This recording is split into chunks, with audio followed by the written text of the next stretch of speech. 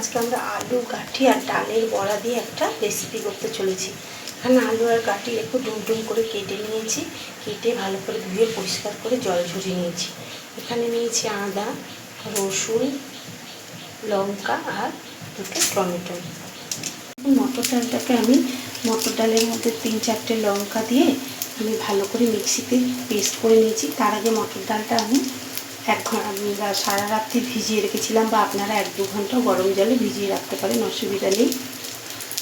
ভিজিয়ে আমি এর মধ্যে লঙ্কা দিয়ে মটর ডালটাকে ভালো করে মিক্সিতে পেস্ট করে নিয়েছি। নিয়ে এর মধ্যে নুন, হলুদ, কালো জিরা দিয়ে ভালো আর একটু চিনি দিয়ে ভালো করে মিশিয়ে দেখুন তেল গরম করে আমি বড়াগুলোকে এক এক করে ভালো করে ভেজে নিয়েছি। দেখুন বড়াগুলো ভাজা হয়ে গেছে, বড়াগুলো নামিয়ে নেব। এবার কড়াইটাকে পরিষ্কার করে দিয়ে কড়াইতে দিয়ে দিয়েছি তেল। এর মধ্যে দিয়ে দেবো কালো জিরে ফোড়ন। এরপর দিয়ে দেবো আলু আর বাটিগুলো নুন দিয়ে ভালো করে ভেজে নেব। দিয়ে দেবো নুন দিয়ে ডাটাটাকে ভালো করে মিডিয়াম আগে রেখে ঢাকা দিয়ে ভালো করে ভেজে নেব। তাহলে আলু আর বাটিটা ঢাকা দিয়ে ভাজলে কি অর্ধেকটা সিদ্ধ হয়ে যাবে।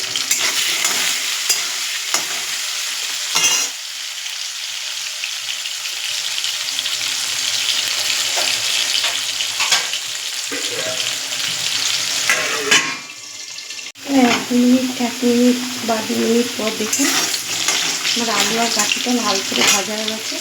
এবার এর মধ্যে আমি যে পেস্টটা করেছিলাম আদা, 2-4 কোয়া রসুন, টমেটো আর লঙ্কা, এটাকে আমি দিয়ে দেবো।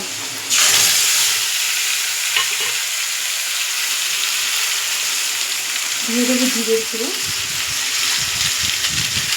আর একটু ধনের গুঁড়োও দিয়ে দেবো। দিয়ে এটাকে আমি এর মধ্যে মিক্সি ধোয়া জলটা দিয়ে দেবো। দিয়ে এটাকে আমি একদম নেড়ে নেবো, আগে ভালো করে কষিয়ে নেবো।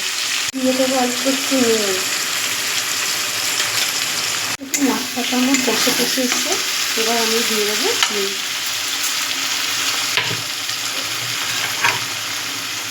চিনিটা দিলে কালার এবং স্বাদ দুটোই বেশ ভালো আসে।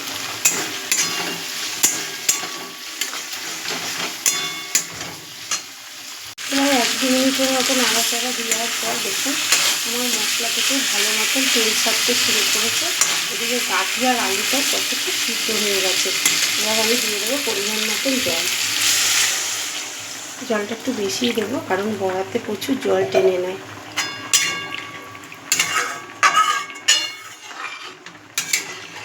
এবার ঝোলটা ফোটার অপেক্ষায় থাকবো।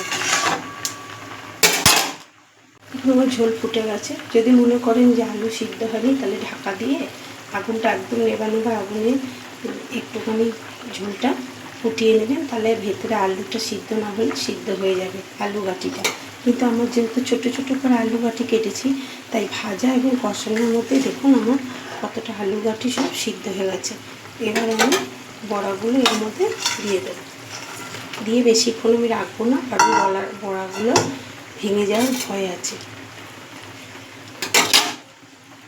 এখন বন্ধুরা 5 মিনিট বা 3-4 মিনিট রাখার পর আমার বড়া রেসিপি রেডি হয়ে গেছে। এবার আমি এটাকে নামিয়ে নেব। নামানোর আগে নুন, মিষ্টি, নামানোর আগে ঝাল, নুন, মিষ্টি ঠিক আছে নাকি সব দেখে নেবেন। এবং বন্ধুরা এইভাবে একবার বাড়িতে করে খেয়ে দেখবেন, আশা করি বাচ্চারাও সবাই ভালো খাবে। আপনারা চাইলে নিরামিষও রসুন বাদ দিয়ে নিরামিষও করতে পারেন। ভালো লাগলে একটা লাইক এবং সাবস্ক্রাইব করে দেবেন। ভালো থাকুন, সুস্থ থাকুন, দেখা হবে পরের একটি রেসিপি নিয়ে।